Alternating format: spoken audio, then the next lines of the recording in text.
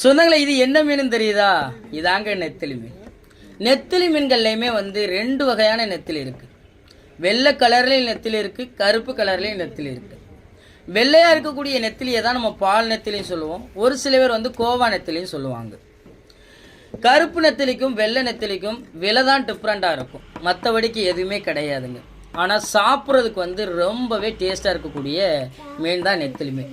நம்ம இந்த மீனை வச்சு என்னென்ன சமைக்க நினைக்கிறோமோ எப்படி சமைச்சாலுமே சாப்பிட்றதுக்கு அவ்வளோ ஒரு அருமையாக இருக்கும்.